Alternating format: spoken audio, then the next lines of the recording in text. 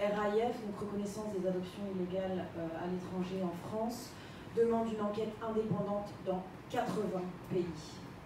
Je ne sais pas si vous imaginez ce que ça veut dire 80 pays depuis les années 60. Jean a été adopté pendant la dictature et quand la dictature s'est terminée, contrairement à ce qu'on pourrait croire, le pays s'est ouvert et là ça a été le business mais de dingue. Il faut savoir qu'à l'heure actuelle il y a encore des trafics d'enfants.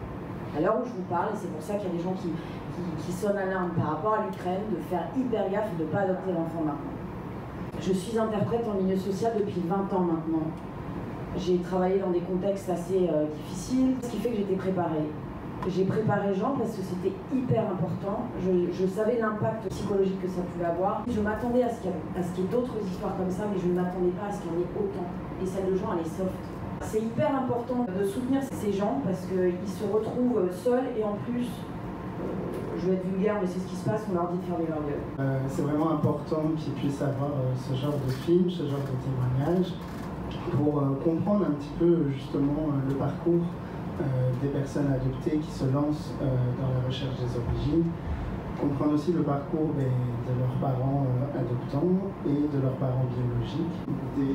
Des dossiers d'adoption illicite, j'en connais, des dossiers où on fait croire aux parents biologique que l'enfant est mort, on crée une nouvelle identité à cet enfant. On a pu obtenir un soutien de la mission d'adoption internationale de l'autorité centrale pour mettre en place un projet pilote qui s'appelle Racine, qui est mis en œuvre sur 3 pays, Haïti, Éthiopie, Sri Lanka. Nous, on accorde l'importance à un accompagnement de qualité qui soit gratuit. Eux n'ont pas demandé à des adoptés qui n'ont pas demandé à être ici de payer pour ces recherches-là, des recherches qui aboutiront peut-être jamais, et des recherches qui peut-être aboutiront sur une adoption illicite.